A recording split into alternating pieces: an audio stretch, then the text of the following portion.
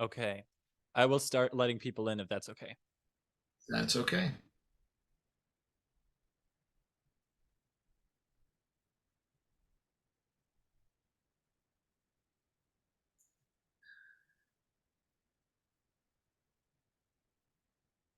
Hello. Good morning, good evening. Hello, hello.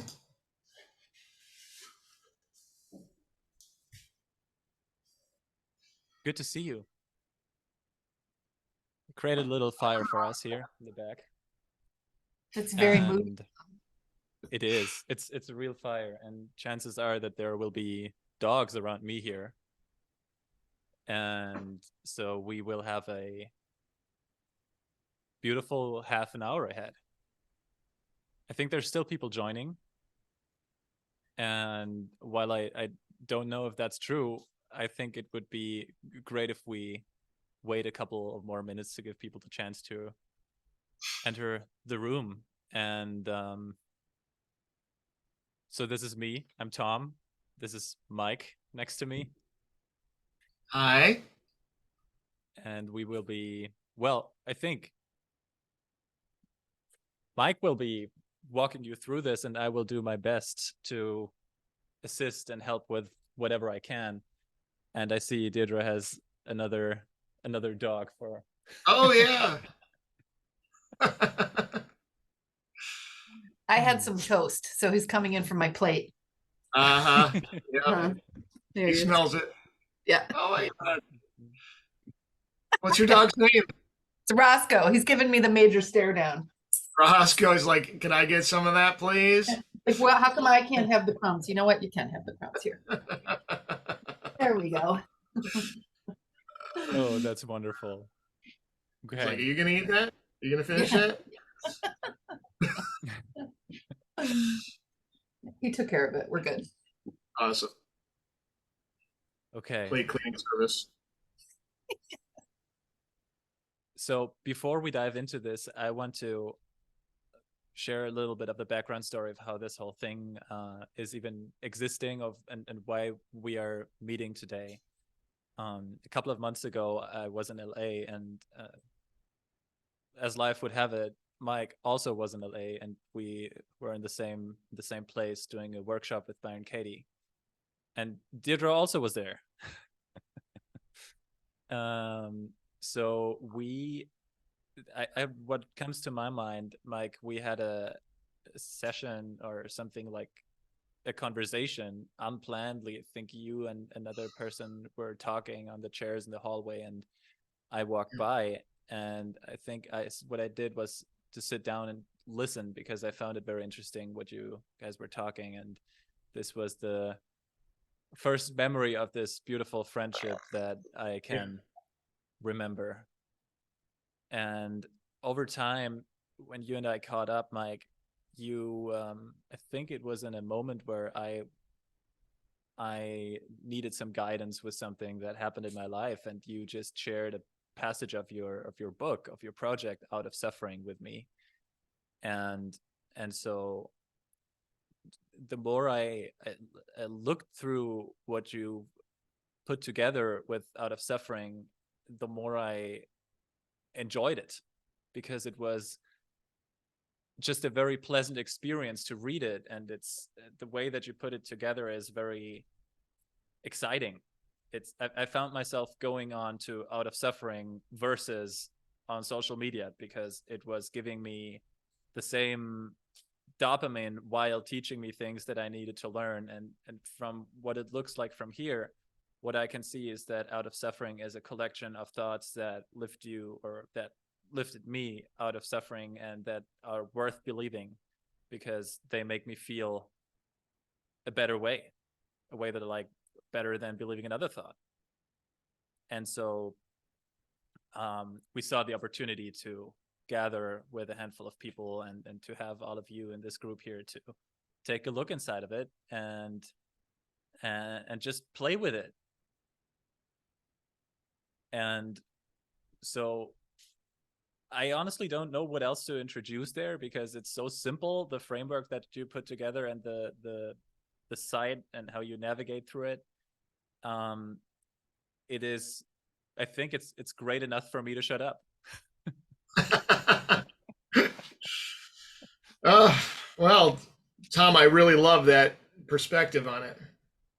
And it's actually my perspective on it too. Now that it exists, it's the way I use it too. It's a collection of thoughts that I prefer. Hold on, it switched to speaker view for me. I would like to see gallery just so I can see everybody. So I'm switching it back for myself. That it's it's a collection of thoughts that the way I look at it is it came out of my suffering to lift me out of suffering. It was the result of my suffering thoughts. So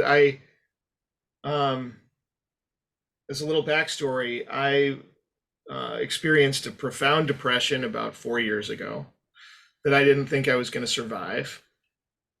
It's not that I had determined to end my life, but I didn't see how I wasn't going to, because the way I was seeing the world and the stories that I had in my head that I was believing were left me with the story that there was no more I could do to live, and I'd run out of runway, and I didn't know how to proceed. And I love the Byron Katie phrase, as love would have it. I found Byron Katie's work through an Instagram post, and it ended up being the very thing that I needed, which in this season of my life doesn't surprise me at all. But that's kind of how life seems to work. And learning to question my stressful thoughts revealed a new perspective to me that was workable, that I could navigate the world with. And I found a perspective of the world that was kind and safe and caring and open, and one in which I am eternally held, that I can't sever my connection to, and that perspective exists in a world where infinite perspectives are available. I had been taking one perspective, and now I have a new perspective, and it's a matter of choice. Once I recognized the role of my thoughts in how I was feeling about my life, and how I do feel about my life. So when questioning my thoughts resulted in this kind and safe and peaceful and joyous and happy and laughter-filled experience of life, things started to occur to me just out of the context of that. And early on, I would have a peaceful thought, and I'd love that, and I'd be like, oh, I like looking at the world that way. And then 2 hours later, I'd be like, what was that thought again? I can't remember. Shit. Like I'm back in a stressful frame of mind, but I can't remember what that peaceful thought was. So I'd be like, so I just determined to write it down the next time it happened. And then it did. And so I was like, oh, and I just do it on my phone. Shit. I just like furiously. And my wife started to get used to me, like all of a sudden pulling my phone out and just typing furiously. And she became patient with that, and would, oh, are you having another one of those? Yeah. Sorry. I'll be right back with you. And I'd write it down, and so that I could return to that same frame of mind when I wanted it. And I used it that way. So it would, like the first time it happened, I'd have the thought, then I'd lose it, but now I could go back and read what had occurred to me earlier in the day. So after a bunch of time, I had amassed a number of these things, and was finding that I had so many of them, it was hard to find the ones that I wanted to return to. I think I wrote something about that, and I'd try to go back to it, and because they were all in my phone notes app, I'd have to scroll, and they were all chronological and not organized by title, and so it became hard to find them. So I made a Google Doc or a Google folder, and I put them all in alphabetical order, and then I found over time that they were starting to run into themes, and some started to be similar to others. So then I decided to organize them into this website. And this website was password protected. It was only for me. This was just about me being able to navigate and get through my own life. And so it was under password protection. It was just me, but I was able to link like themes to each other so that I could, any new definition I came up with for words, because that was one of the things that kept occurring to me. Like, maybe this word that I interpreted in this way that would leave me suffering, if I define it differently, how is it to move through my life thinking of that word that way and noticing, oh, I really like the way my life looks when I think of war with this definition, or when I think of heaven with this definition, rather than the definition I grew up with or was carrying around before. So I was able to link all those definitions into the text so that I could remind myself what I meant when I wrote it. And it was really all just a discussion with myself to keep this new perspective alive in me. And then I would share it with one or two people. I say the people I've shared this with probably still is under 20 people in the world. It's very new to me, the idea of sharing it with others. But I'd share it with my wife and a few trusted friends, some of whom are actually on this call. Hi, wonderful to see you guys. The feedback I got was that people, the message I was hearing, I should say, is that people were, some of these people were liked the idea of me sharing it beyond myself, and publishing it in a way that others could access it. That introduced me to my mind in a really intense way. I had the thought that I couldn't do that I couldn't share it beyond myself. And I didn't understand why. I just knew that it felt like too much. I had all kinds of stories about what that would mean, that I didn't feel like I could navigate. And so I continued to just have this as my own source of healing for 3 years after the first person said, I think you should share this with other people. And over that time, I have been questioning the thoughts around not sharing it, and having conversations with people I love about it, who are able to have that kind of conversation, to hear me say all the reasons why I think I couldn't share it, and be patient with me and accept that I'm still not sharing it. And it was a beautiful experience to go through that.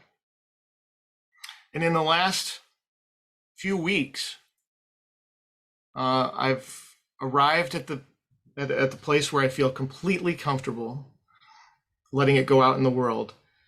And it's amazing that immediately when I arrived at that place, Tom said, let's do an event. It's just funny how the world works. It's just amazing. Tom goes, I want to do an event. And I go, great. I don't know how to do that, so I'll follow your lead. And that's what we're doing here. So this is new and interesting, and I'm grateful and curious about what all this all can mean. Yeah. So I want to share that with everybody. Thank you, Mike, for making that library, as I view it, accessible to all of us and more accessible to the world. Because for me, it really seems like I'm going through a situation where I believe a thought that doesn't create feelings that I like. So I go to the library. Love that. And in the library, I find other thoughts that are not necessarily better or of higher quality, but it's something that I can investigate and see if that's something that is more worth believing to me. And what I like to do is to, if you're open to share that, is to go into it and actually take a look at some of those thoughts. I am open, and I noticed that I'm curious what brought everyone here. And so I wonder if we could hear from everyone. How would that be for you, Tom? To just hear briefly from everyone what brings them here. And the reason I'm curious about that is because I find I'd like for our time together to be valuable to everybody. I like Does that sound good? Okay. Yeah, anyone who would like to share what brought them here, I would love to know. Deirdre. Well, I was at the school with you and Tom and I have been working together since the school. We actually, for those of you who were not at the school, this won't make sense, but Tom and I were bus mates and became fast friends that day. And I didn't know what this was about, but I saw Out of Suffering and I was like, ooh, I'm there. But now, and also I saw Tom, I was like, oh, I'm there. But now that you're explaining it, I feel I'm very excited about what you're talking about, because I do that too. I have these, not as detailed as you, but I love it because I have these certain thoughts that I return to that kind of recalibrate me when I'm in thoughts of suffering, thoughts that are about something that's making me irritated or mad. And they're not, I don't know if Katie would say them, but I will, remind myself we are all souls. We are all souls trying to make our way through this. We're doing the best we can with what we believe and what we know. And, so I have certain thoughts that I use to just recalibrate myself into where I feel more peace. So I'm really excited about reading your thoughts, because another thing I'll add is that I feel like sometimes when people talk about this stuff, they get a little too wordy, a little too almost cryptic, and you're like, what are you talking about? Do you know what I mean? It's like, yeah. You're going too far. You lost me. Let's keep it simple. I'm not saying that your work is necessarily simple, but there's something about it that makes me feel like it would be more relatable for me. So I'm looking forward to it. And that's why I'm here. Thank you for that. Appreciate it. Thank you. And yes, I see that too. I have the same experience of writing about this stuff. So thank you. Hi, we can go. I'm Megan, and thank you, Tom, for putting this on. So I have known Mike for a while and started working with him on the work. And as we were doing the work, like at the end of our sessions, he would introduce Out of Suffering, and it just blew my mind. I was like, oh, because I feel like it's everything. I don't know. I was just like, but these are like my words. And he's like, well, they're actually mine. But like, that's how I feel about it when I read it. You sure I didn't write that? It's shocking, how relatable. And Deirdre, I think that's a really important point. It's very simple, because yes, people can get super wordy, and I love you. You're like, what the fuck are you talking about? Right? And this is amazingly simple. And it really, so many of the passages, I was like, this is awesome. And you share that. So I love it. Thank you, Megan. You're welcome. You're Terry. I'm new to this, but I love listening, and I love learning from you. And the little experiences I've had, I've found incredibly helpful and fascinating. So that's all. Thank you, guys. Oh, my name's Matt. You can call me Todd. Thank you, guys. And I love the word simple related to this. I think simple, the beauty that I find in simplicity is that it's useful, it's understandable in a way where I can, well, the things that are complicated, we don't tend to turn to them very often. And the question is, why make things more complicated than they need to be? And if there's a simpler definition for something, I'm more than happy to believe in it if it makes my life easier. And I also see that it's like we've been 20 minutes in and we haven't looked into Out of Suffering yet. And I don't want to push things, but there's a want inside of me that is, I want to look into it. And maybe that's a good sign to look into want. I don't know what you think, Mike. I love it. Yeah, let's do one. And I'd still like to make time for people to share why they're here if they'd like to. And I remember, Tom, we were talking about that this time frame was arbitrary. The amount of time that we're here that we identified for this was arbitrary because we don't know what this is going to be. So let's just put a time on it so that people feel invited to leave when that time is gone. But that I remember us talking about, we'll just stay as long as anyone wants to be here.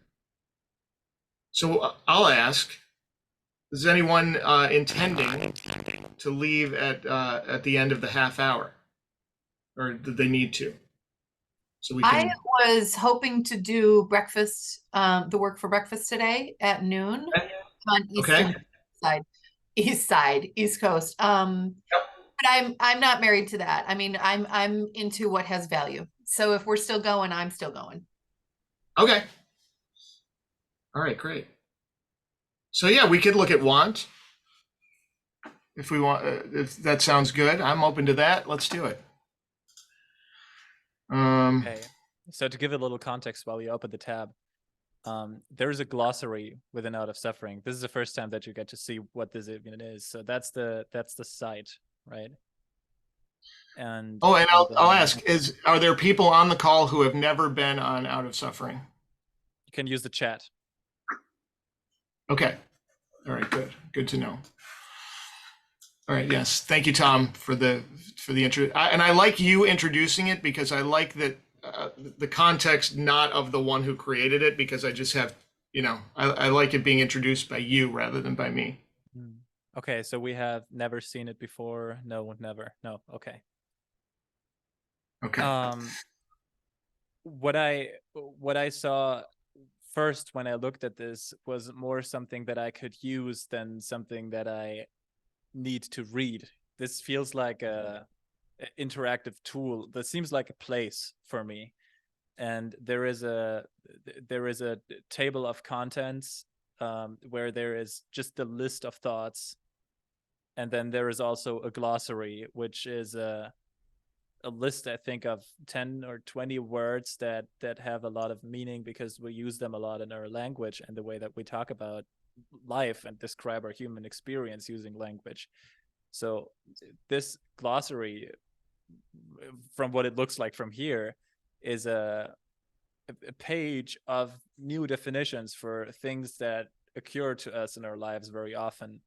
And for me, Mike, when you introduced want to me, that was a very eye-opening experience for me because it explains better what happens when I want something. Yeah, for me too. I'll just read the introduction to this glossary part. I recognize I cannot know what's true for another person. I don't claim that these are the definitions of these terms. They're just my definitions. I didn't consult a dictionary. I just watch what happens to my world when I think of things this way. And I find that these definitions, when I use these definitions, my world becomes kinder, safer, and more peaceful. So that's the only reason I use these definitions. And any other definition is valid in my opinion. So want.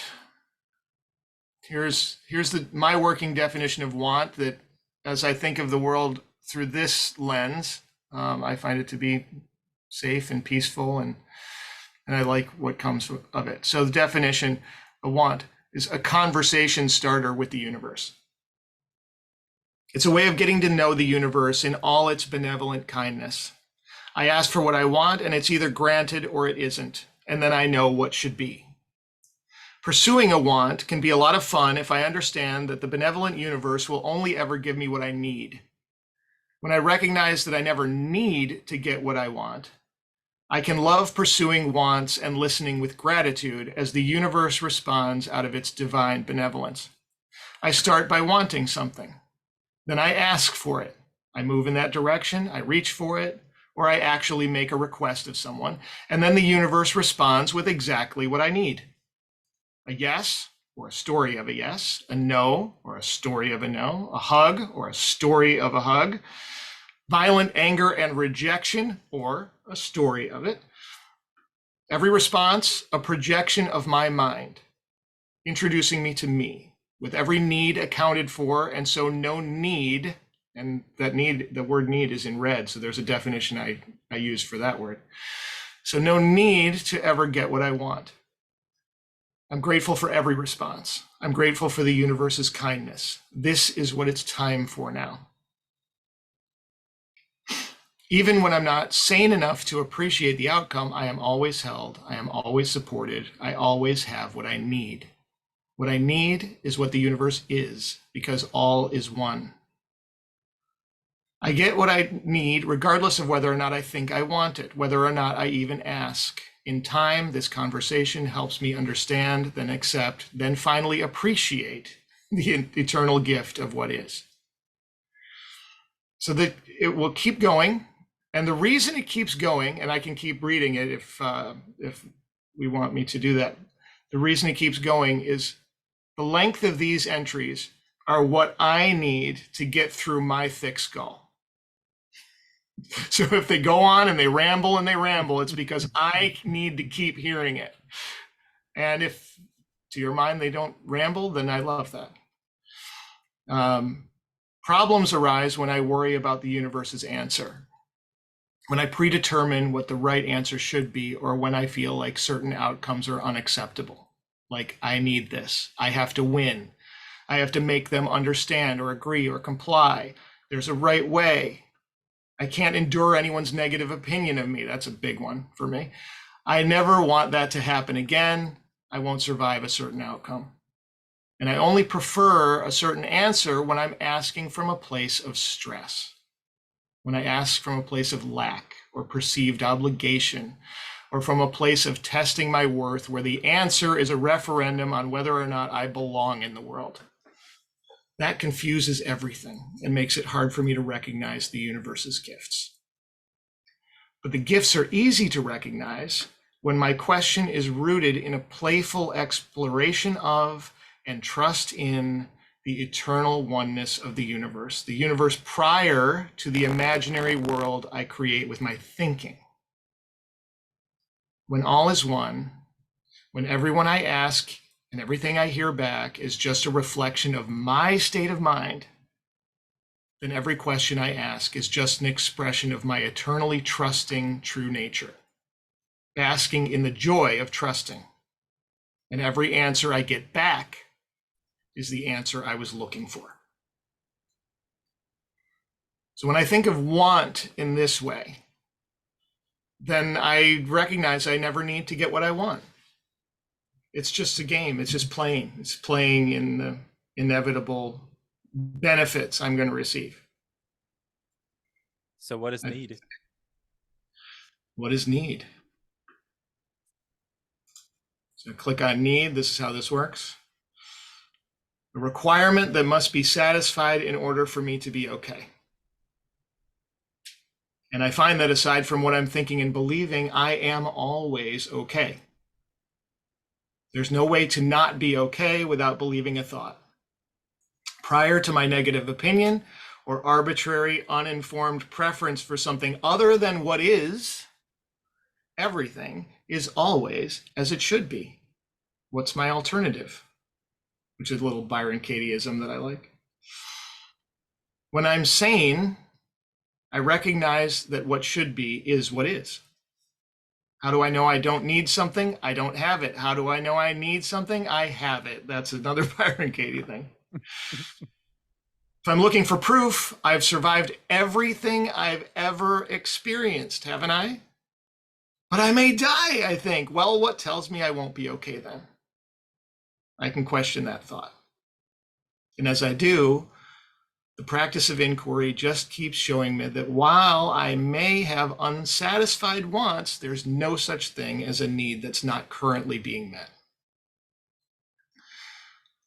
So again, this isn't the definition of need. I just find when I think of the word need this way, life goes a lot better than when I think of it in other ways.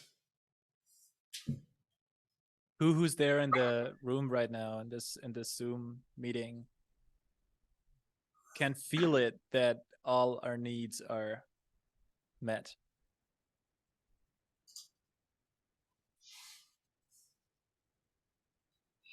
So I'm curious how this is going for people. If anyone has anything they'd like to say or reflect on about this experience so far. I also want to welcome a new face. Althea has just joined. Yes.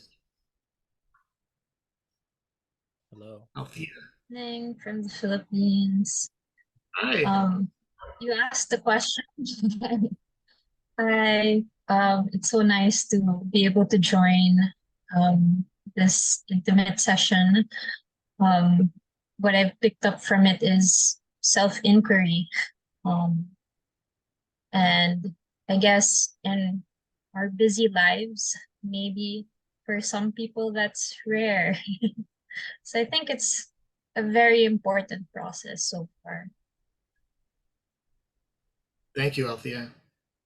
Thank you. Thanks. Thanks for inviting me, Tom, also. Yeah, Thank you for being here. Anyone else want to share or ask something or want to give an input? I'll jump in if that's okay. Sure. Yeah. Please. So do you prefer Michael or Mike? I think I prefer Mike, but Michael works great too. Okay, Mike, nice to meet you, Jennifer. I'm not Hi, Jen. familiar in depth with the work of Byron Katie. I've just had a few high level overviews by Tom. So I've known Tom now for some time, and he invited me to this today. I want to just first of all commend you for being so vulnerable and sharing your journey with all of us. I personally have been on my own awakening or awareness session as well in my life in the last couple of years. And so first of all, I want to commend you for that, because as you said earlier, it's not always easy to share these inner thoughts and feelings and emotions and then be able to come as your whole entire self and show it to present to the world. So that's pretty awesome. That's the first thing. The second thing I want to ask you is, well, one more thing actually I want to say is that you're almost poetic in the way you describe things, and it's beautiful.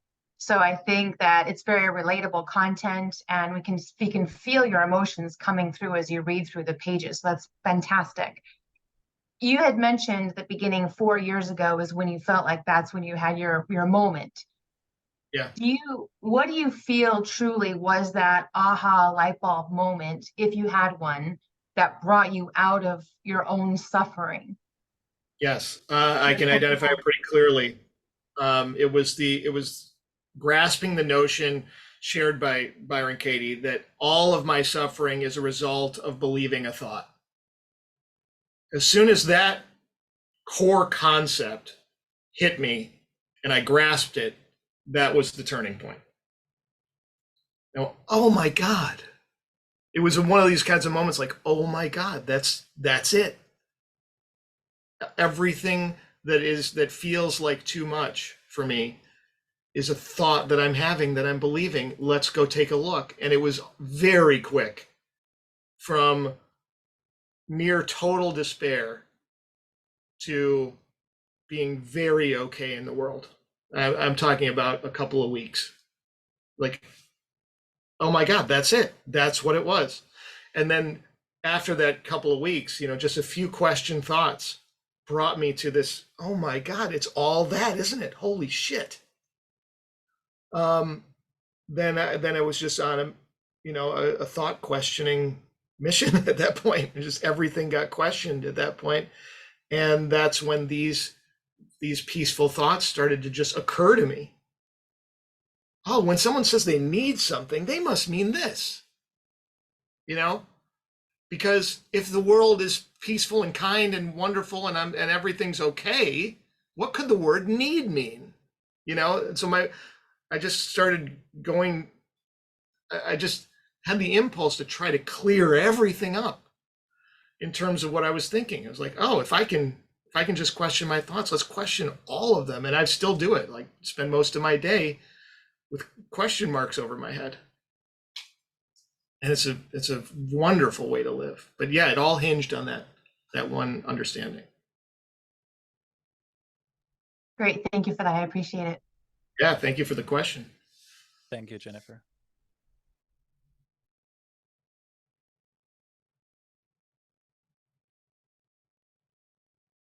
Does anyone else have anything that they'd like to share? Or I'm still interested in what brought people here. Thank you, Jennifer, for sharing yours. And so if anyone else feels moved to, and if they don't, I love that too.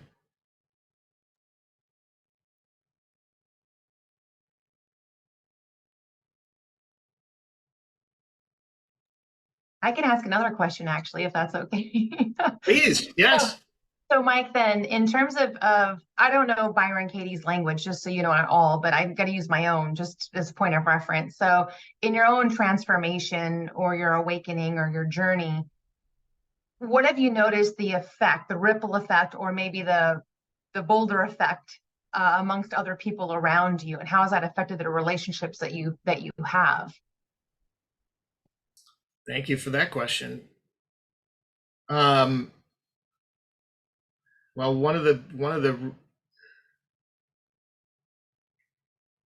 thoughts that's occurred to me that I really love is that the only problem I've ever had is with what I'm thinking and believing. So the revelation and the joy and the thing that just brings a spontaneous smile to my face when it occurs to me is that I've never had a problem with another person. When that hits me, it's just like a wash. Oh my God.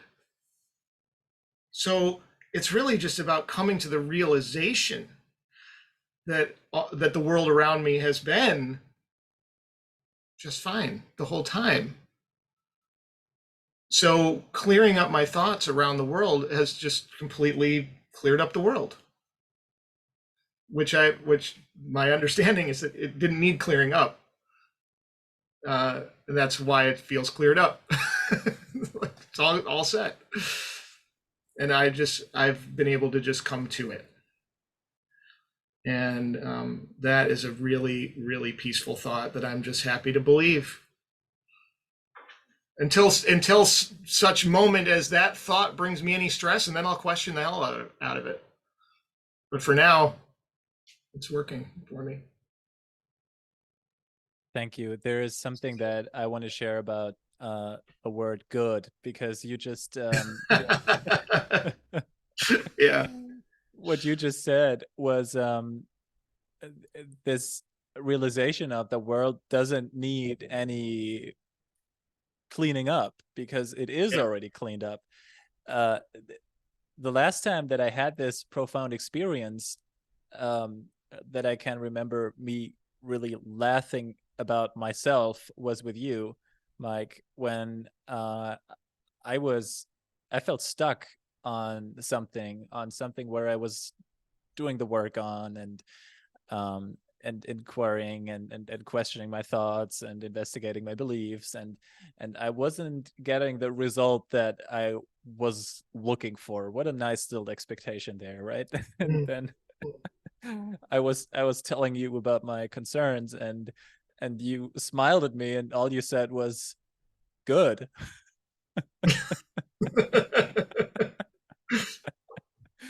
and so this is I feel like that was a moment where something clicked in my head. It was just switching back to seeing the things how they really are. Good. So I don't know if you want to share the definition of good, or if anything comes to your mind. You know, I invite you to share it if you feel moved to do it. I know we set up the screen sharing for it to look really good when I do it, but I bet people would tolerate you sharing your screen, and and doing it if you're open to that. I'm open to reading it if you share the screen. Okay, let's do that.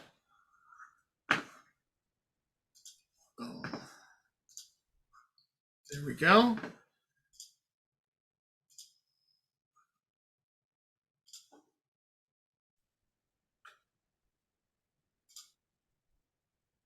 Okay. So, and this is it's good that I get to read this again today. That which meets my arbitrary standards. When things meet my standards, I call them good. When they fall short of my standards, I call them bad. And I can't confirm anything objective about it. My standards are nothing but an opinion emerging from what I believe about what I'm thinking. It's tempting to believe in an absolute good and bad, but when I get quiet and really look for it, I notice that I have no access to any outside standard without it passing through and being processed by my inside thoughts and beliefs. In order to know any absolute good or bad, the notion has to reach my attention and I have to believe it. And when the entire mechanism of identifying and processing outside information resides entirely inside my thinking and believing, it's impossible to know for sure whether a notion really came from outside it. In other words, there is no way to tell if anything I'm thinking and believing is independent of what I'm thinking and believing. I find that everything I know is simply a thought I've come to believe, and that all of my absolutes are nothing but thought to be absolutes, including this one. They're mine because of my thinking and believing. There is no other way to know anything. And for that reason, what I know shifts and changes as my thoughts and beliefs do. I may say, Scripture tells me X is good, but that just means I've had a thought of a thing called Scripture, followed by a thought that Scripture says X is good, and I believe it. I may say, science tells me X is good, but that just means I had the thought. I read and confirmed some research, followed by the thought the results mean X is good, and I believe it. I may say I was there, or I did the experiment, but that just means I'm having the thought that I was there or did the experiment, followed by the thought that I witnessed direct evidence that X is good and I believe it. In the end, it's me and who I am. And who am I really?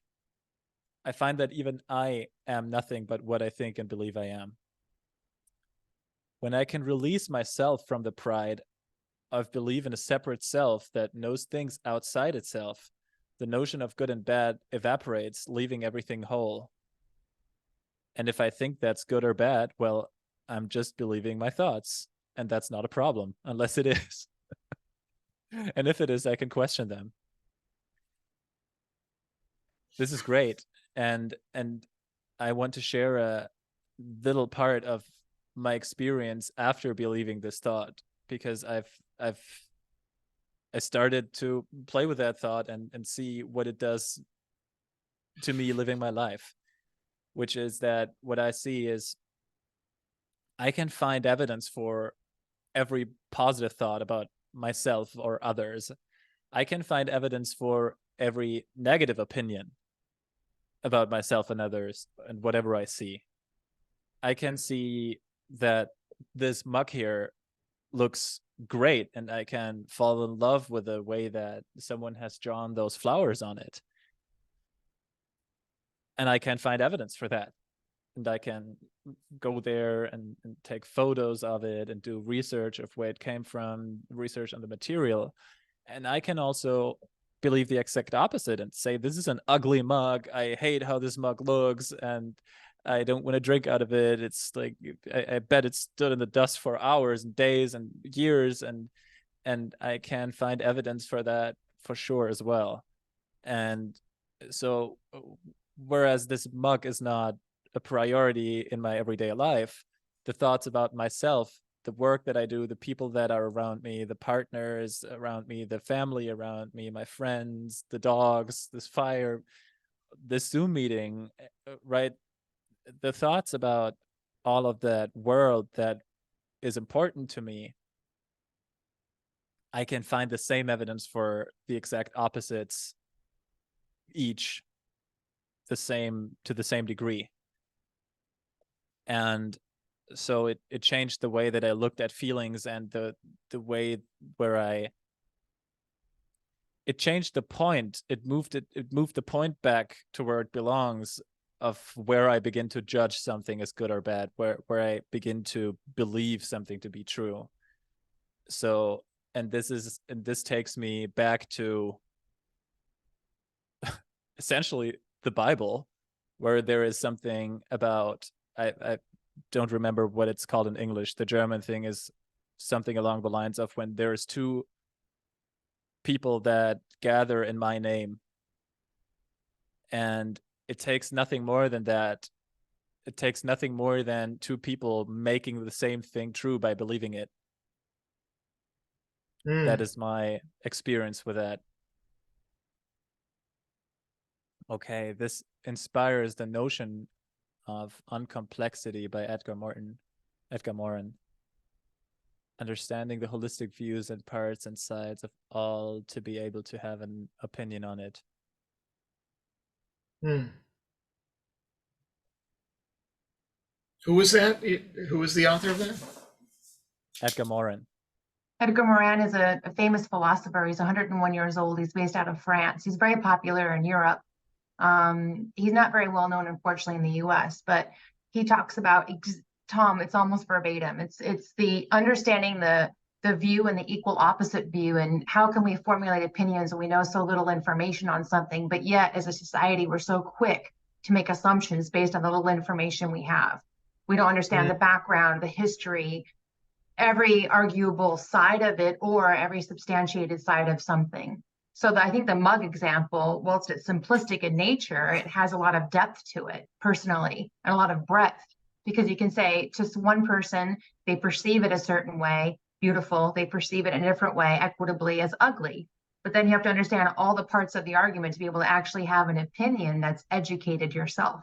So just a side note, it just inspired that in me. Thank you for that. Yeah, thank you for that too. I like having this name, Edgar Morin. Cool. Thank you. We're going to read more.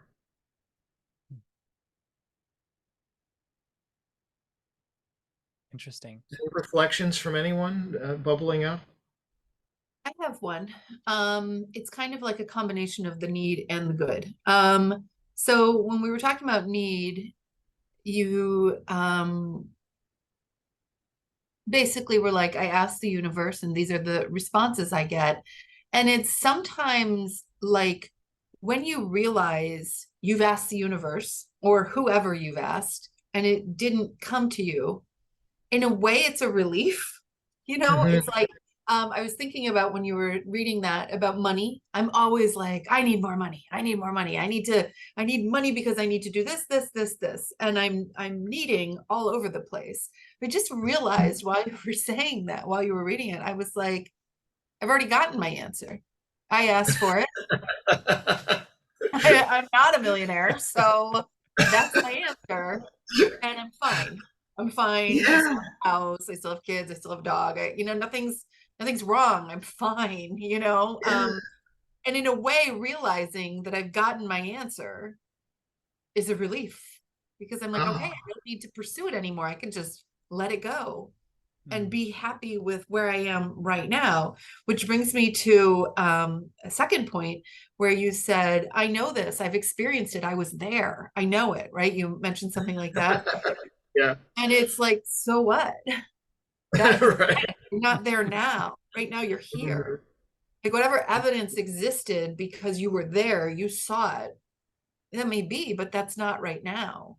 And so every time you go there, you leave the presence, you leave suffering, you leave being good. Oh, and one more thing occurred to me is the way you define the words. And again, I apologize to anybody who is not a disciple of Byron Katie, but it reminds me of the morning walk, defining things simply.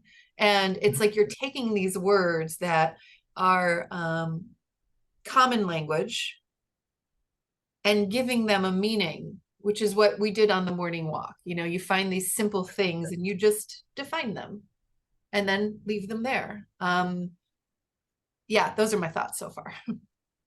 Yeah, and noticing, particularly for those who haven't done the morning walk, it's a very simple exercise of just clearing your mind of any story and moving through the world as though none of the things that you're seeing have ever had a name or ever had any definition, and then slowly to define them. And my experience of that practice is recognizing how the world comes into being. The world comes into being by my naming of things and my deciding what things are, and it's an intentional exercise of doing that to illustrate that to oneself. That's my interpretation of it. I'm sure there are infinite other interpretations that would be valid.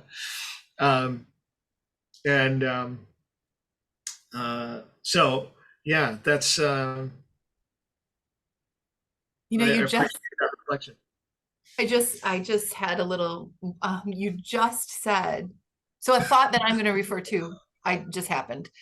The world comes into being as you define it. I can see myself having a moment of struggle and being like, wait, this is coming into being for me because this is my definition of it. I'm creating a story about it, and therefore it's being created. I just like the way you phrase that. Thanks.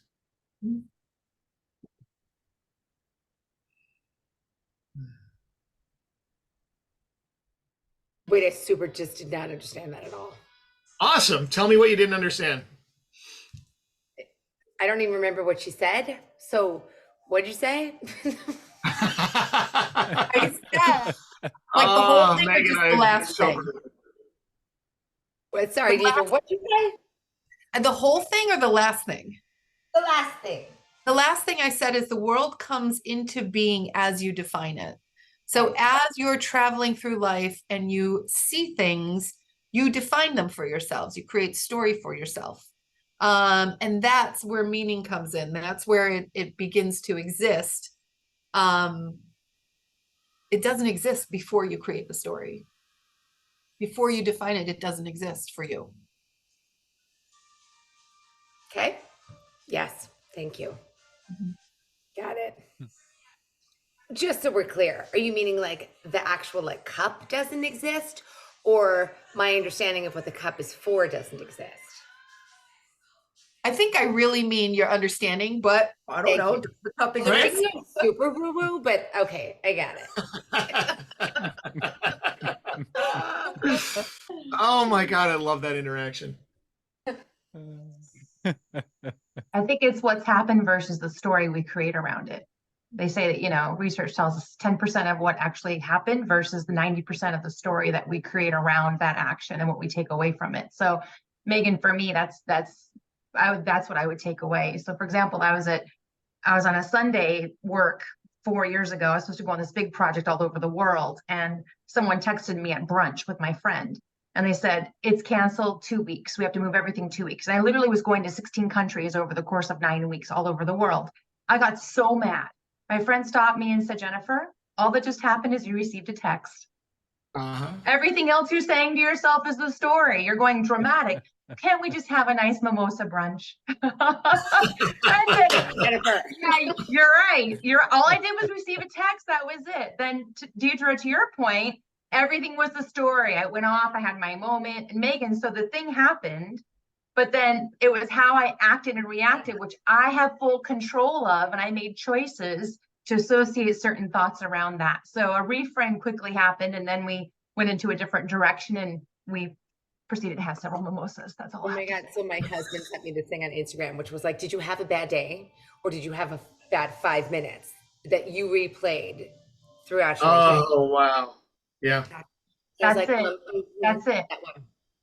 And how do you disassociate with that? And the words make worlds, don't they?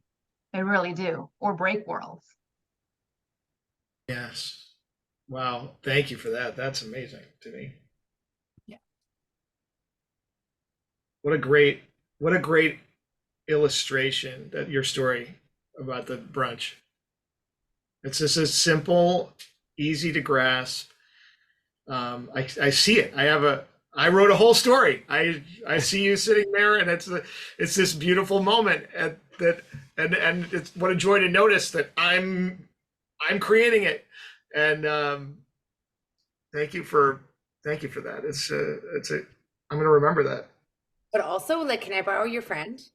Like, because I would like to have her. Right. Yes, you Being can. like, You can borrow me too, Megan, whenever you want. I need that friend who's not going to co-sign my bullshit, and it's going to be like, you know, Who signed my bullshit? That's it. Yeah, I'm the truth teller in the friendship as well. So anytime you need me, I'm here. Tom knows. I love the phrase "co-sign my bullshit." I'm keeping that. That's a good one. I wrote it down. I did too. I have it.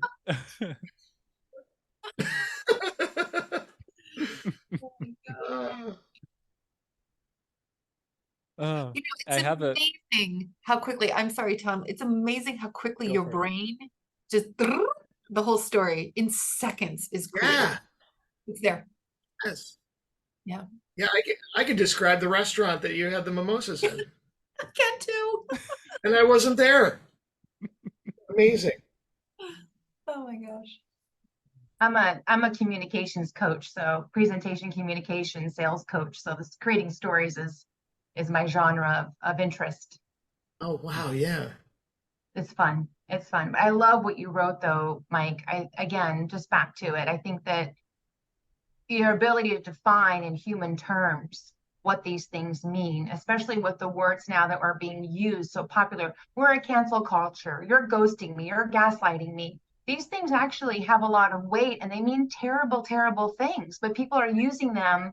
Oh, you're so dead to me. They say these phrases as if they're just rolling off the cuff. And, you know, the fact that you're saying, okay, this is what need means, this is what want means, these are the choices that you can make out of that. I think that's very, very eye-opening. People are going to have a lot of light bulb moments or aha moments as a result of that. So it's pretty powerful stuff. Thank you, Jennifer. I really appreciate that perspective.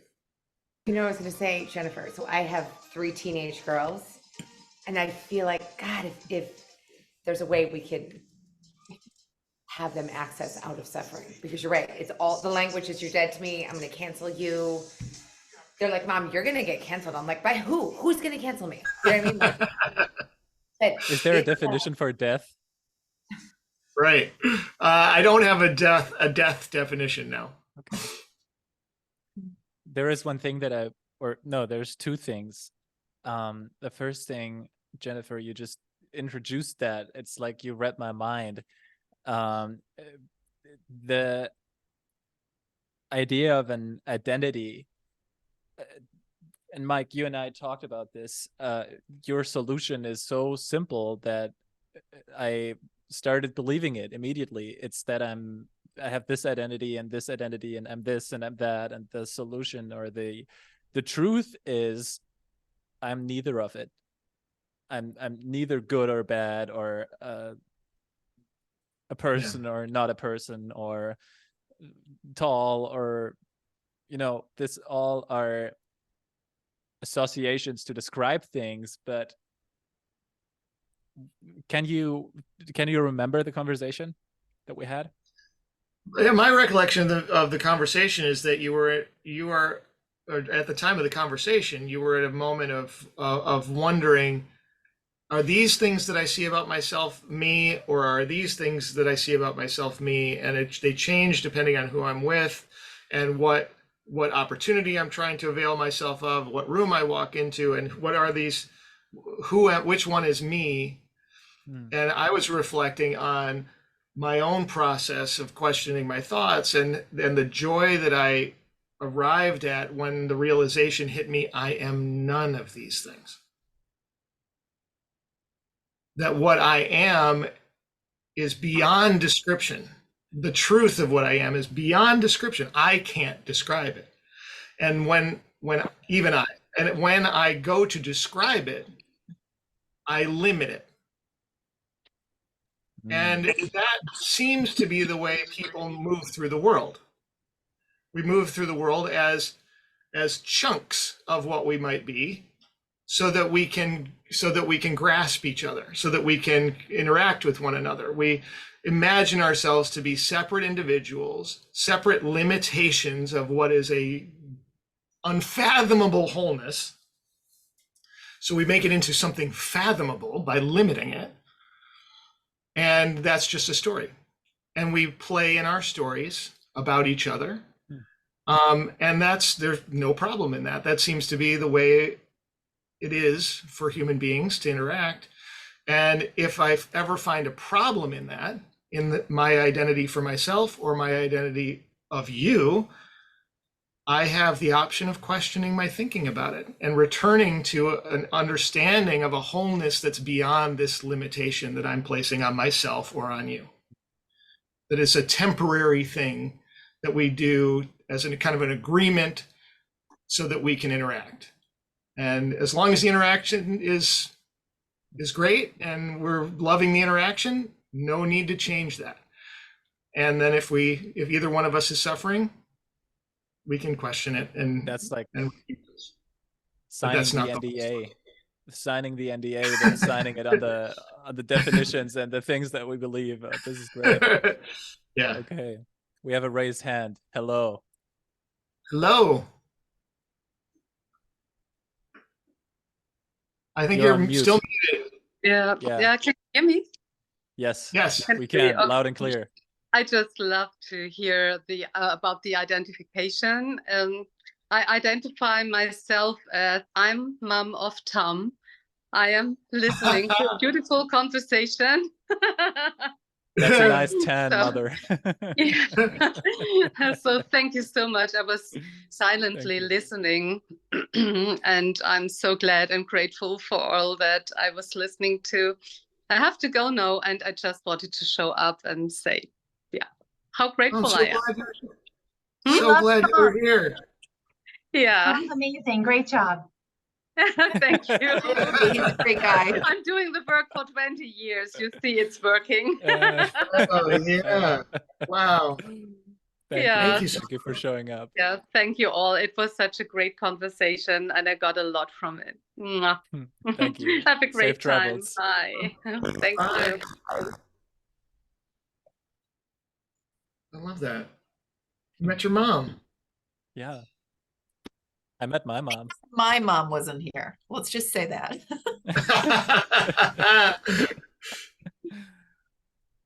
There's there's an entry in Out of Suffering titled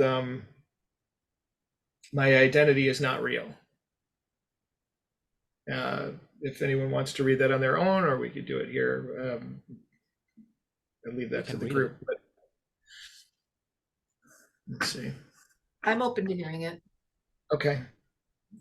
You know, Mike, I'm you open. mentioned something earlier, something interesting about how the perception creates reality. That's what I took away from what you were saying a few minutes ago, and then how we get pigeonholed, if you will, by the words that we use or the boxes we put ourselves in. I think that's interesting because I have an allergic reaction to like the 360s that they want us to use. You know, what's your Myers-Briggs? What is this? What is that? And people are not one-dimensional. They're multi-layered. So I think it's just interesting. Yeah. I love that. This ENFJ likes what you just said.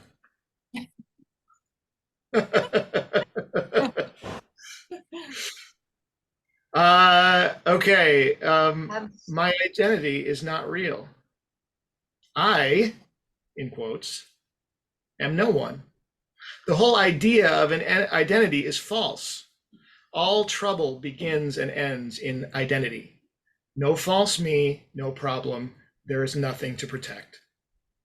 I noticed I can become imprisoned by my identity. I don't want anyone to be upset with me, confused by me, angry with me. I don't want anyone to reject me, attack me, judge me. I'm afraid people will hurt me. I think I can't do this because that's not how people see me. I must do that because that's what people expect of me, or will make people like me, or will at least keep people from hating me. Me, me, me, me, me. There's a truth prior to a me that is limitless. When the mind conjures a me, then the mind conjures a me, and suddenly there is limitation, a false limitation of the benevolent truth. There are words for limitation of truth, words like confusion, obscurity, falsehood, lie. When I'm sane, and that has a particular definition, I let go of the idea that my identity is anything real. I see that it's a hologram invented by the mind in order to navigate its own self-generated dream, a character in a world that exists entirely in imagination. I notice my identity changes depending on who I'm with. It shifts immediately, snapping violently into being sometimes, drifting gently other times. There are some people with whom it seems I can do no wrong, others with whom it seems I can do no right. People with whom I am funny, smart, insightful, loving, people with whom I am halting, unsure. People with whom I am free and flowing, people with whom I am tense and nervous, people with whom I'm the funniest person around, and people with whom I can't even think of a joke. These different identities have different skills, different patterns of speech, different habits of thought, different emotional responses to setbacks. I notice my identity changes depending on what selves I'm with, too. I walk along as one person, and then I catch my reflection, and I'm instantly someone else, someone whose hair is too long. I find that this person with too long hair has ever so slightly different access to love and belonging than the person who was just walking along. I also find that this is a person I could never have been before I looked. And I find that I'm someone else again just as quickly when someone I trust compliments my hair. I literally become a new person. The truth is, I am none of these identities, meaning I am none of these limitations. I am no one imagining I am someone, and I'm always wrong, except in my made-up story. And sometimes believing I'm right about who I am hurts terribly, but only when I'm an identity that gets hurt by such things. If I want to be free, I can work on clearing up who I truly am.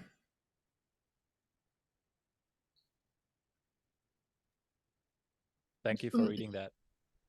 Sure.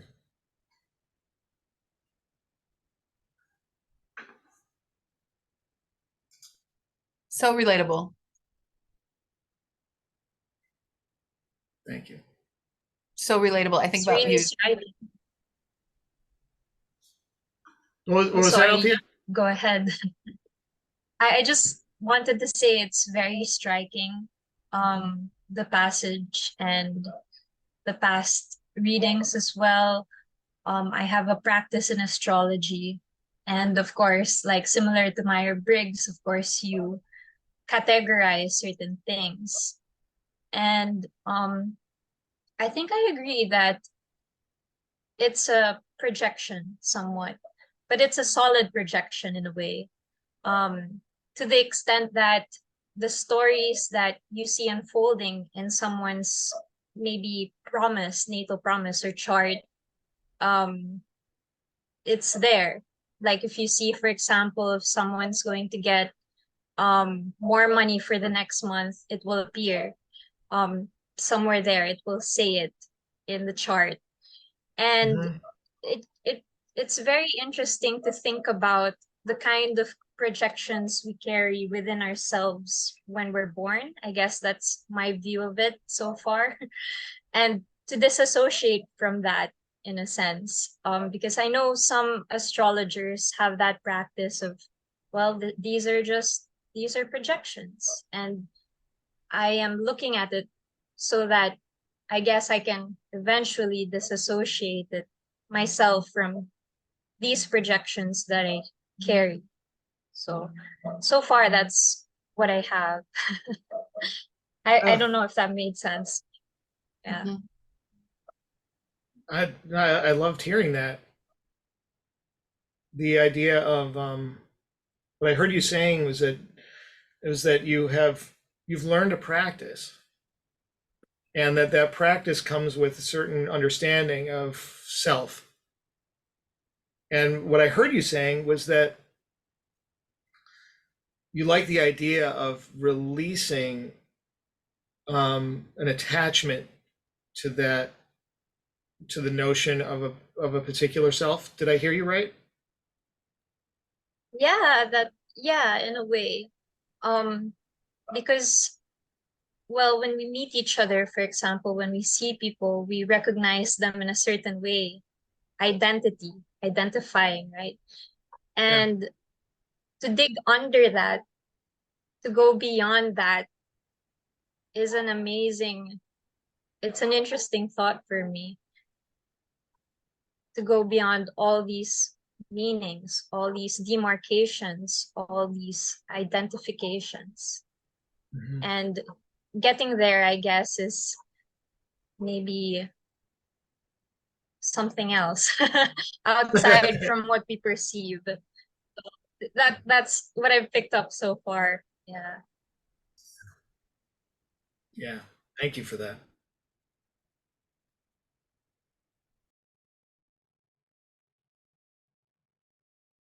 Yeah, there's a big difference between recognizing the potential for an understanding and then embodying that understanding and living it and experiencing it. And yeah, thank you.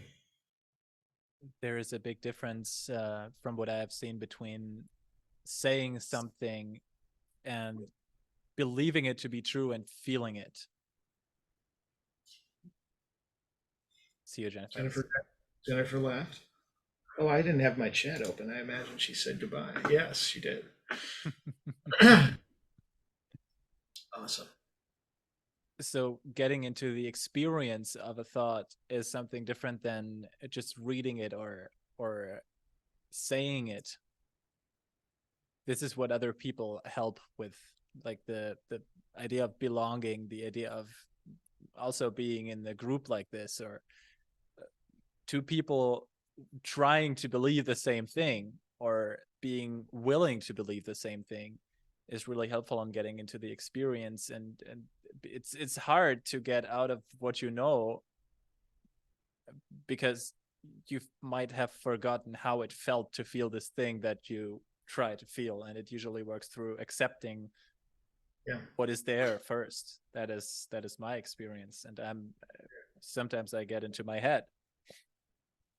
So I wrote this entry that we just read, God, 3 years ago maybe, and I started this call, and I don't think you were on yet, but I shared that coming to the place where I felt comfortable sharing this website with beyond myself. This was a website created just for me to kind of get through my own life, and I used it. It was just me. I just used it every day and for my own purposes. But the idea of sharing it was something that I had to arrive at, and I had this understanding of identity 3 years ago.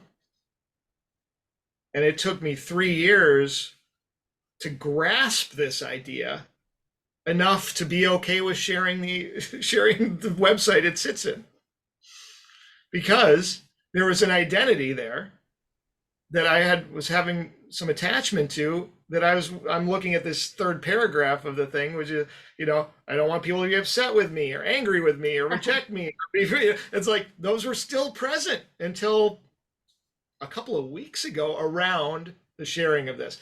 They were not present for a lot of my life, because I found myself embodying it most of where I go in my life. But when it came to sharing out of suffering, it was still, ugh. So I directly connect with what you were just saying. So, Mike, in order to get to this point where you are willing and able to share it, what shifted? So with the help of friends, Tom being one of them, another BK classmate being another, and my wife being another, I got to the point where I was able to, or I guess just through that, I don't know what caused it, but it so unfolded that Wow. through these conversations, I was able to identify the stressful thought that was in the way. And So then that it let go of you. As soon as I identified the thought, I just did the work and it was gone.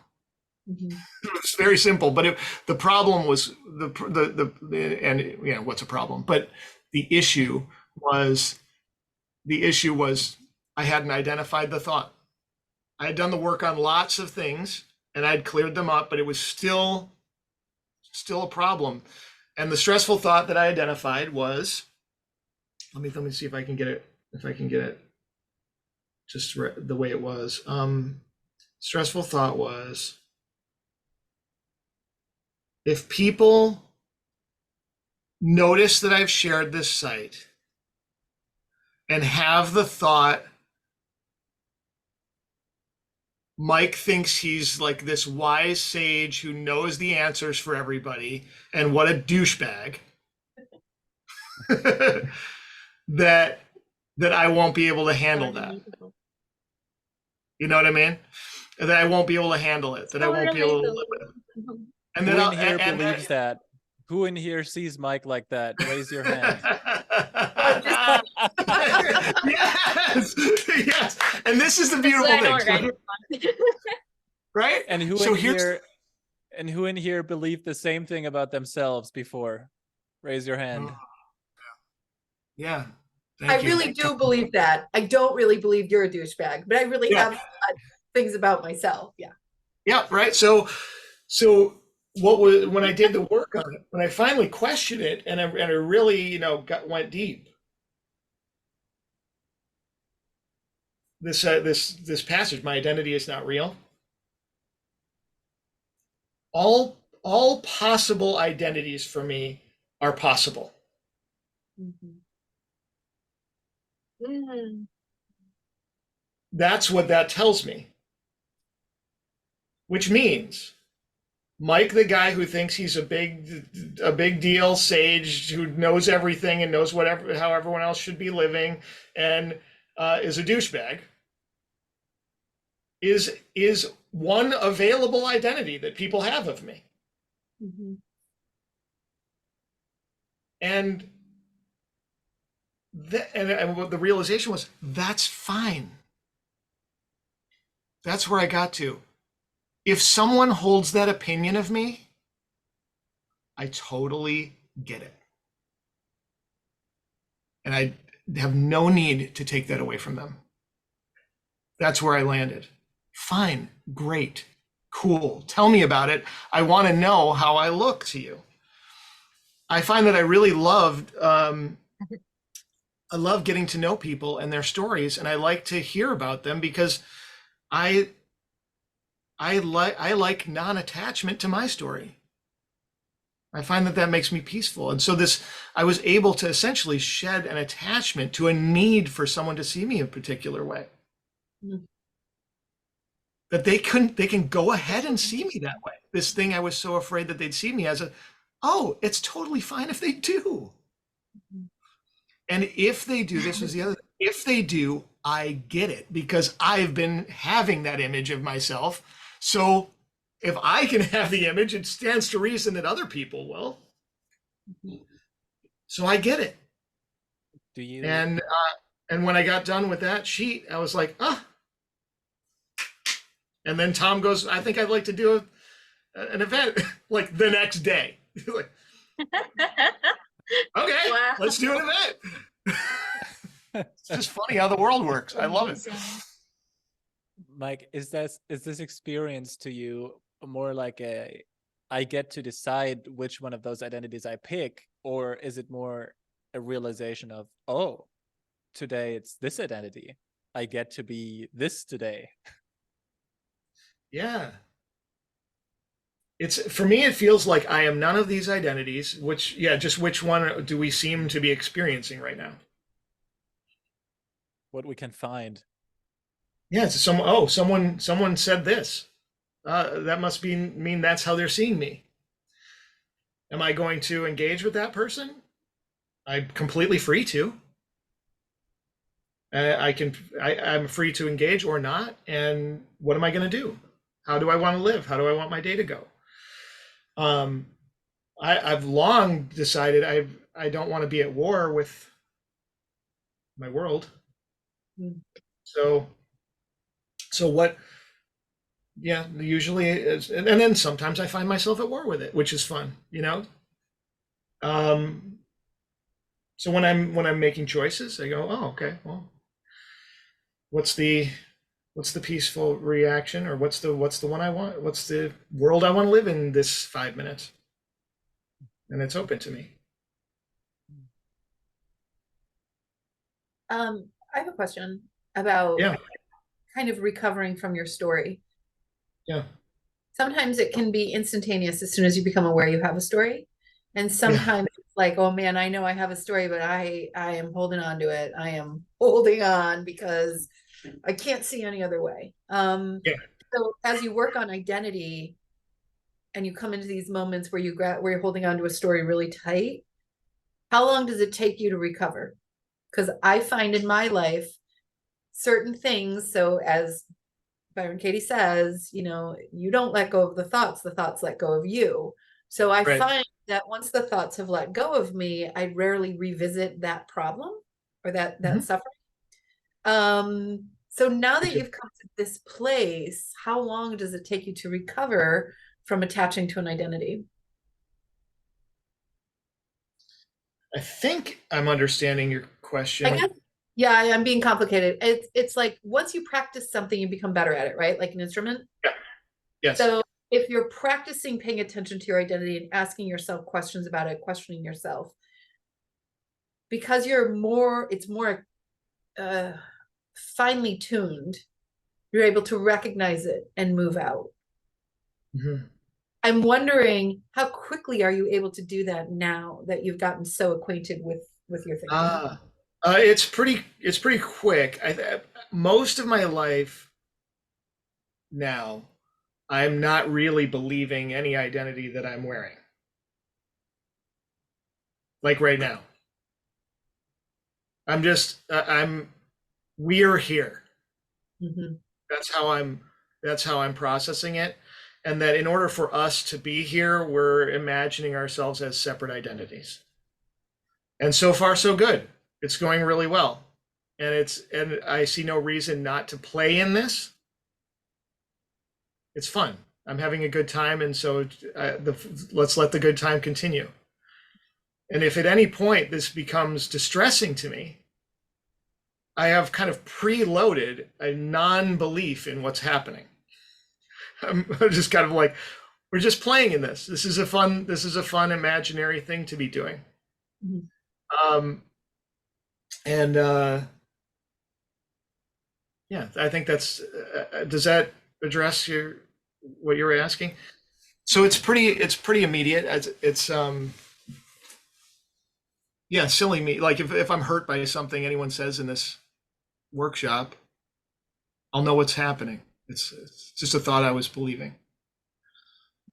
And then if it really hurts and I want relief from that, then I can question the thought that hurt me. One experience, Mike, that I made is that life is backwards. This is something that Baron Katie said in her event. And there was a time where she counted backwards. Someone said, we're 3 minutes late. She said, great, we're 3 minutes early. 3, 2, 1. And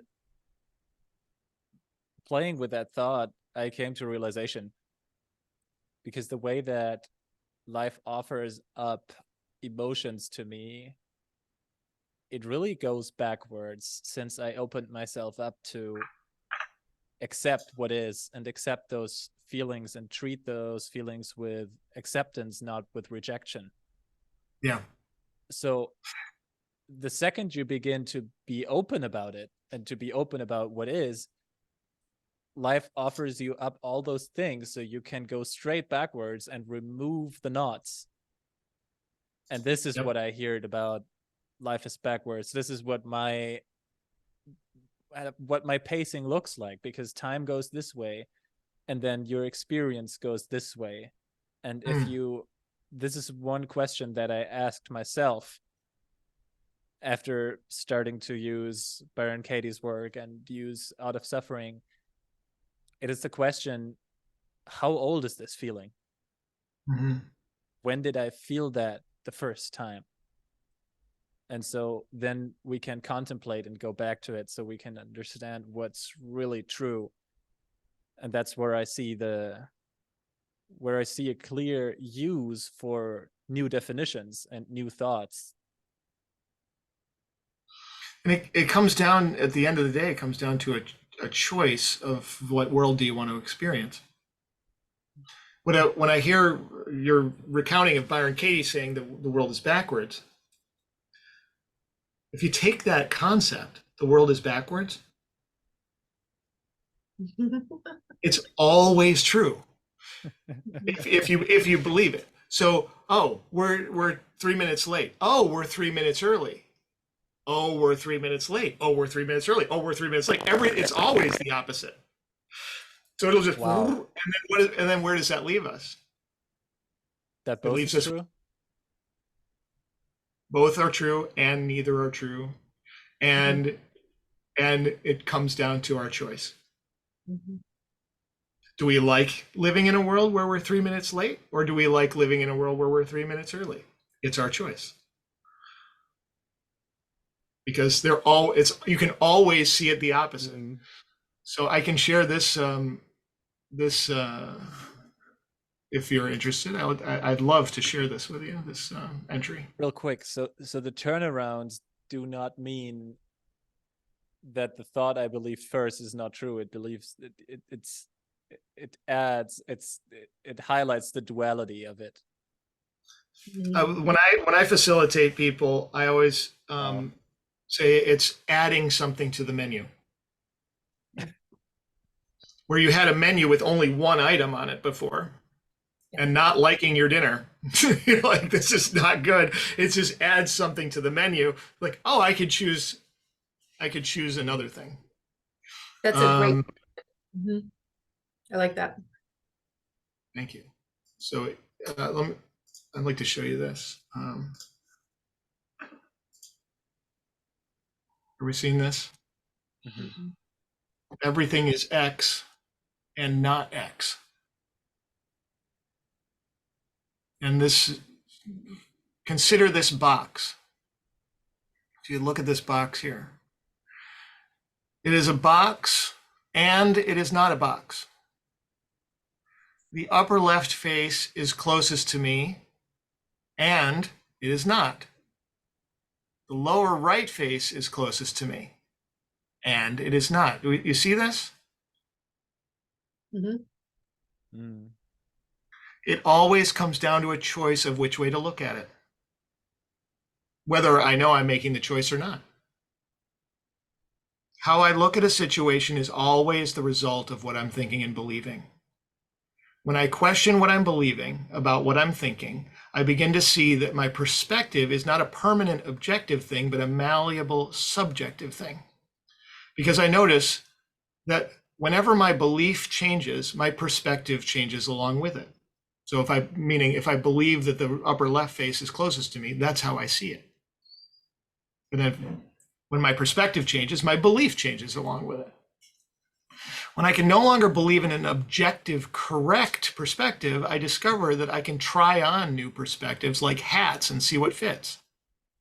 I'll know it fits when I'm completely at peace in it. And when my perspective changes, nothing changes about the situation. And everything changes about the situation, depending on my perspective. And if anyone's interested, they can continue. I gave myself examples to drill it into my brain.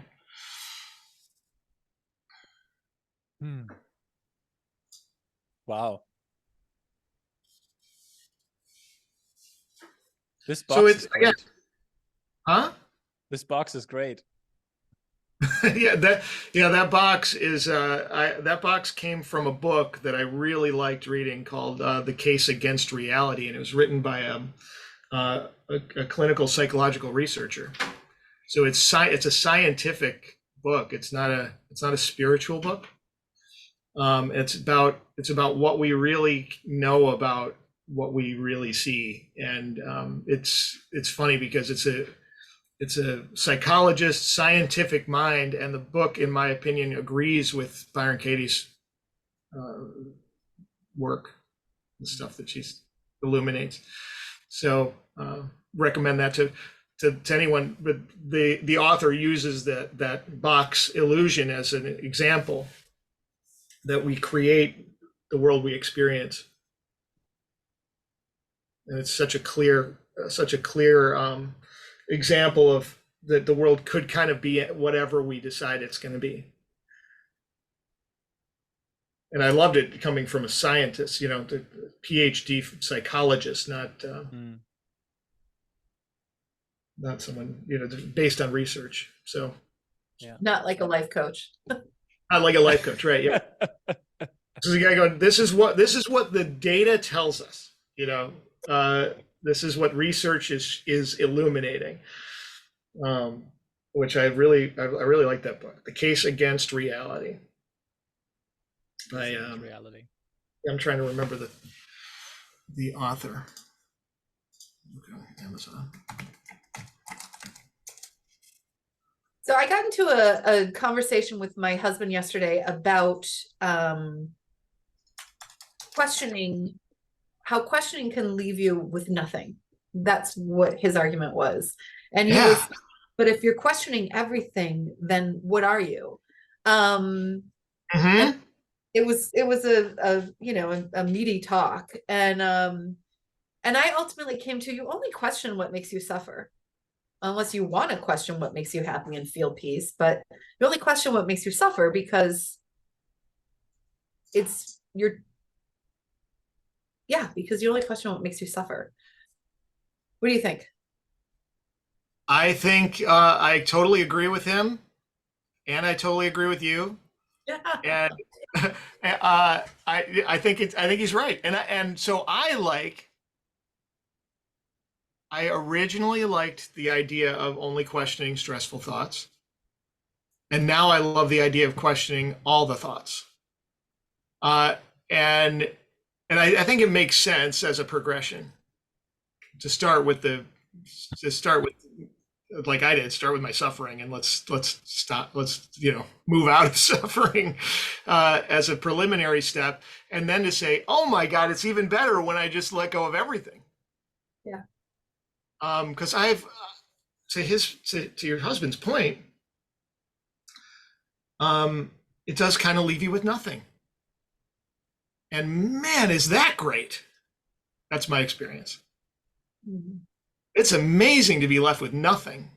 Then everything's just a choice. Everything's just a game. Everything is just an opportunity. So when I landed on, okay, it leaves me with nothing, then why? Why do any of it? Why be a person? And the only answer I could come up with once there was nothing, the only reason that makes any sense to me is for the fun of it.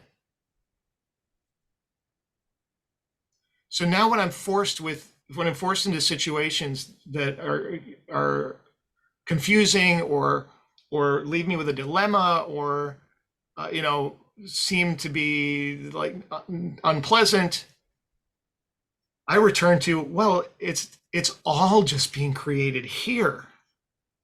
It's not actually there. So, this is only for the fun of it. So that helps guide my decision making now. And life becomes very fun. I don't know that's why I like your husband's point of view. It can be scary to be left with nothing. It feels like then there's no. But this whole new realm of possibilities opens up when it's nothing. For me, that's my experience. Does that address your issue? Totally. And I think when he was asking, he was being kind of moving against questioning. Like I don't want to question anything because then where am I? And I was like, you don't have to question everything. But I loved your answer. I love it. Yeah, and so I agree with you. You're what that leaves you with is I'm totally open. I can choose which things to question. Maybe I only question stressful thoughts. Mm-hmm. I'm with you. I'd say if we were to turn it into percentages, I probably my questioning is probably directed at 99% stressful thoughts. But every once in a while, I'll be like having a great time and I'll be like, this is amazing. And I'll be like, is it true? And then that'll be fun. It'll be like, oh, that's cute. Look at me believing in an amazing thing. And I give myself a little kind of mental pat on the head and a hug. And I go, that's cute. Have fun with your wonderful time, you know? There is something that my therapist once shared with me. It's about how we perceive time. And it's very interesting. I try to show it with those two papers here. So this is 90% of our time. This is 45, this is 45. And so most of the time we spend either here, which is the past, or here, which is the future. So and where my eyes are right now, that's the now. Yeah. And then imagine that was written on those papers here. On the lower one, it says depression, and on the top one, it says future anxiety. So this is why I think we can put past and future in one bucket, because it is all imaginary. It is all false images. It is images that we bring up to ourselves and we believe them or not. Yeah. Yep. I see that. I love that. That was beautiful, Tom. And there's a reason we bring these things up to ourselves. Like the reason we hold on and anticipate, we hold on to sad, painful things, and we anticipate future terrible things, anxiety. It's our silly brains, programmed to, right? We know this, to protect ourselves. So we think. It keeps us in suffering. It's safer than you know all the terrible things that are coming. Yeah. I can see that. Because ego believes in its existence. And so to question the things upon which it has built its existence sounds like an existential threat to it. So the idea of being replaced with nothingness sounds like the threat of murder. You know, it's like you're going to remove me from existence. That I get the resistance to that. It makes a lot of sense to me. And so for me, the reason I was able, and so for people that I experience who aren't interested in doing the work, who aren't interested in questioning their stressful thoughts, I'm happy for them. And the reason I'm happy for them is because the only reason I was willing to question my thoughts because of this existential threat was that the alternative of staying the me that I was unendurable. That's what allowed me to question. I didn't want to preserve the separate self that I was. I was like, I want to die. I want to not be here anymore. And that life getting so bad for nothingness to sound better than somethingness is what allowed me the freedom to question my thoughts. And I don't wish that on anyone. You know, if someone's not reached that point, if someone's like, no, it's better to be a me than to be nothing, well, then you're in pretty good shape. I don't know. That's the thought I have. So I feel happy for them. Great. You don't want to question your thoughts? That means you're good, in my opinion, these days. And a lot of that. I was going to say, if it looks to me like you're not good, that's my story, and I can question that. Right. Yeah. And what other people think, what other people do, like if you're a douchebag or not, that's their business. Easier said, it's really just stay with your own business, which is right back down to basics. Amen. Yep. And to notice the thought, I can't handle it if you think I'm a douchebag, that's me being out of my business completely. Totally. And I was completely aware of that. I was like, I know that's it, but I can't give it up. So there's this one little remnant of me that really wanted that. And I'm glad to experience right now being rid of that. Yeah. And then if you think I'm a douchebag, this is the other fun thing. If I'm a douchebag, I'm your douchebag. Yes. And I douchebag. Yeah, and I don't want to take your douchebag away from you. Like, it's yours. You can have it. Yeah. You know, that's I like that thought a lot better than I can't handle it if you think that. People You're not only know that suffering. about themselves. Right. Yeah, I'm not suffering then. And I'm really grateful for all of this, for the journey, through the struggle, for the literally years of trying to untie this knot in my thinking, and then to be led here by people like Tom, and now to have this experience is such a joy. To be talking to people through the lens of this writing is it's an unbelievable gift, and grateful to everybody who's on the call. Question about your work. So Okay. It sounds like this has been incredibly profound for you, and took you to this wonderful state of being, or whatever we want to call it. But it also sounds like it took time and dedication and attention. So did you do this every day? Did you do it all day? Yeah. Yeah. Yeah. So what coincided with my depression was the end of my business. My business failed. Oh. And the cause and effect of it are all tied up. I have no idea what did what. And I don't need to know. And so there was time, because the business failed. And what a wonderful world. There was time, because I wasn't running the business anymore, and I could dedicate, and the finances were in a place where I had time. Mhm. So I could just dedicate myself to this healing, and I'm grateful for it. And so, yeah, it was once I decided to write down these thoughts as they came, they just started to flood. And so my wife would walk into the bedroom at 1 p.m. and I'd still be in bed with my phone writing down the fourth thing that came to me that morning. She said, "Are you still writing?" I'm like, "Yeah, I'm still writing." She said, "Okay, I'll leave you to it," and she'd leave.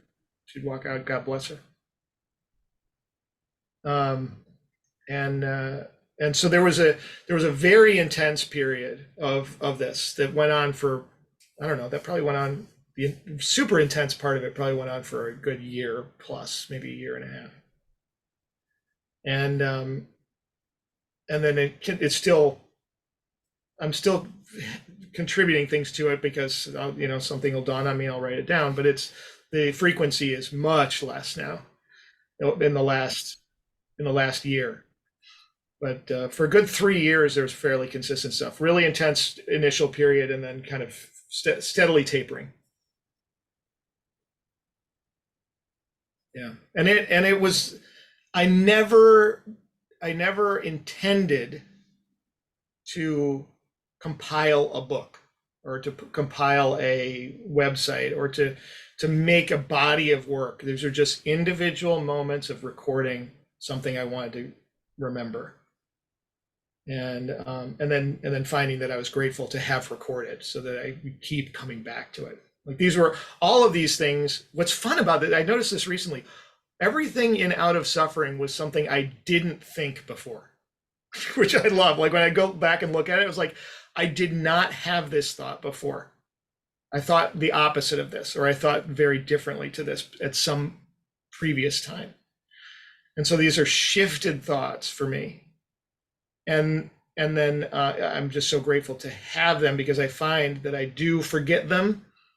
I do find myself back in moments of struggle and confusion and suffering, but I can clear those things up within minutes. You know, I'll just be like, oh, I'm feeling something, and I'll go just scan the table of contents, and I'll be like, boom, there it is. Read it and be like, oh shit, that's right. So that's how I use it. That's the way I use it. And I invite anyone who wants to use it that way to do so. And the other thing that occurs to me about it is that these are all things, all these things are perspectives. They're all ideas that came to me because of they're peaceful thoughts to me because of where I stand, because of my particular history, because of what I've gone through, because of my, you know, whatever, my parents and my journey through life result in me standing at a particular place with a particular view. And these are peaceful thoughts to that particular view. And that I cannot know what's true for anyone but me. This is a very clear thought to me. And so what Out of Suffering is doing, it's reporting how things look, not how they are, how things look to me from here. And that it seems to me obvious that anyone else who encounters it would naturally have a different perspective, would naturally say, yeah, sort of, that's a lot of how I see it, but I would change that word to this. And in my mind, that would be absolutely the right thing to do, is to adjust anything that you encounter on Out of Suffering to meet the reality of your perspective based on where you stand. And that was one of the big hitches in sharing it for me. It's like, well, how does that work? Because I don't know what's right for other people. Tom actually helped me with that one by reporting on his experience of reading it, saying, like, sometimes you're just looking for another perspective to consider. Mm-hmm. And it's just nice to have how someone else sees it, so that you can consider that view and then integrate it into your own experience, however it does. Make whatever changes are necessary to integrate it into your experience. And when he said that, I was like, that's basically what I've done. You know, I appreciate Byron Katie's perspective, and I appreciate some other people's perspective. I can name a few others where I'm grateful to have their perspectives too. And I noticed that I haven't adopted their perspectives whole cloth. I've taken them and integrated them into what makes sense and from where I'm standing.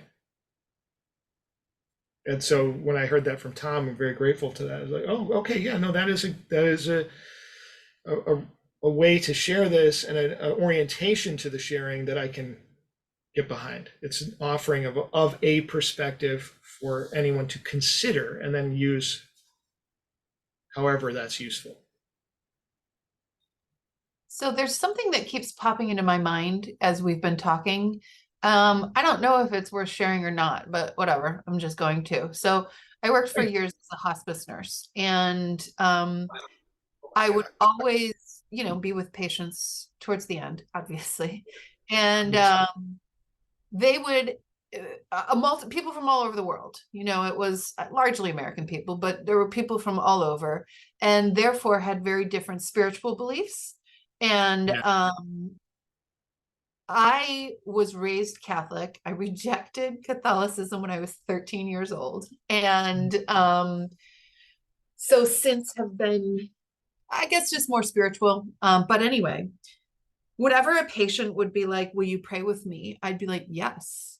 And I would pray the Our Father or the Hail Mary. I was in a Hindu family where they had this ritual they did every time I came. And I would be like, yes, I will Yes, put the incense in front of me and I will do the thing. Yes.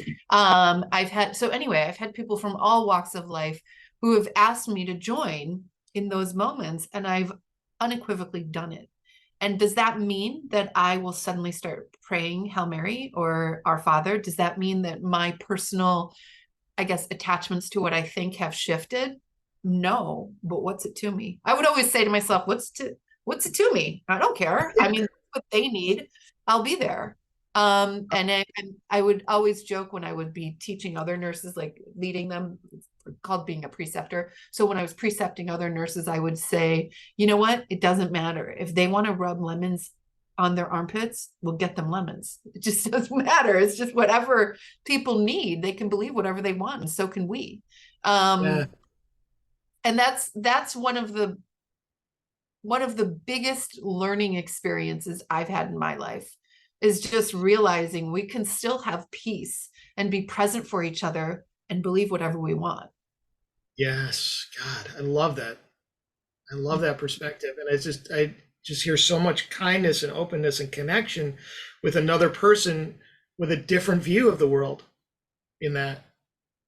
And I imagine the peace of being able to show up for someone that way, to allow their way to lead and to go along with them in the way that they see it, in the way that they experience the world, and to join them there. I can imagine would bring you a lot of peace to just allow that. Yeah, I'm thinking about it now. And I think one of the reasons it was easy to allow it is because this person's at the end. There's no changing anybody. There's no shifting. There is no value in making them change, making them question. They're done. They're cooked. They're leaving. So I think that it was very easy for me to meet them wherever they were. It just didn't matter, and it wasn't about me. That's the other thing. Yes. Oh my God. Yeah, I'm realizing some of this now. So I guess I'm glad I brought it up. Yeah. I'm really glad you brought it up. I just love having these images.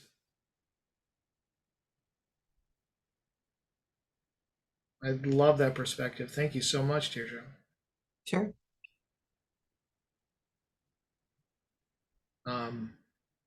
What was it? So at the end of what you were sharing there, you were saying that they're at the end, and so you don't need to change the way they're seeing it, and they don't need to change their experience or the way they view the world. And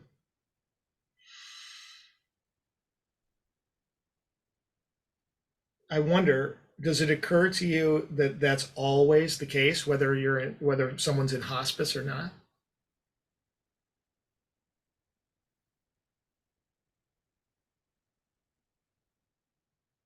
No. Okay. No, I think that no, I mean, I'm on the journey too, like we all are, right? And so I'm working on letting go of my attachments and wanting people to think like I do or whatever. But that's what I'm realizing. That's what made it easy, because it was just about them. That's it. I was just there for them. That was the whole job I had, was to make this experience as safe and as comfortable and as peaceful and beautiful as I could. And that meant meeting them where they were, not setting. And, we had a chaplain. So the chaplain's role in hospice is non-denominational. They just meet people at their existential moment, whatever they need, they meet them there. And we had this one chaplain who like moonlighted as a Catholic deacon. And so he would share his spiritual moments, and inevitably his most meaningful moments were when he got somebody to agree to be baptized or something like that at the end. Yeah. Like, I won. I got it. Yeah. And I was like, gosh, that just doesn't seem right. I mean, got him. Yeah. You got him. However, in that situation, it was people who were maybe latent Catholics and wanted to come back. And so that was a piece for them. But that was the most rewarding thing for him. It didn't matter if they had another kind of, it's just that they found God in Jesus, in Catholicism. Again, yes, finally, they're going to be okay. Yeah. Interesting. I just remember. And I get that. I get that as a recovering Catholic myself. I understand that thinking. That to save souls, Yeah. And Right. and when I think about that priest, I'm happy for the priest who saved another soul. Yeah. Yeah. He's going to sleep really well because what he Yeah, believes is being accomplished. His values are yeah, being met. Yep. yeah. Good for him. Yeah. Yeah, I love that. Um, I'm thinking about Tom and his papers. His piece of paper. Yeah. That that what working with the hospice patients allowed you to take away was this future one just isn't even there, Mm. and the past one doesn't matter, because we're at the end, so it's not gonna torment this person anymore. So here we are, we're just in the now, and in that now, it's all fine. It's fine to whatever religious practice you want to be a part of, whatever what you're thinking is fine, and it's just all that's left is compassion that you have for this person. Yeah. I'm realizing as you're saying this, yes. And that's what it's all about, right? So why can't we see all of us in those ways when they're not dying? Isn't that what we want, Yeah, yeah, it's what I want. I find. Yeah, me too. How I how peaceful would it be to see all of you in Yeah. this moment without having it to be the end, without having a reason that it's okay to see you that way? Would you like I understand that Tom will have to go soon, and I'm happy to stay on. We'll just however we want to do it, but um, I'd like to read you another entry from Out of Suffering that has to do with this. Okay. Yeah. So Let's see here. I will jump. I Okay. just let the dog out. Yeah, same. I'm taking care of dogs, and All right, they Tom, need my presence. thank you very much. Thank you you for too. getting this started.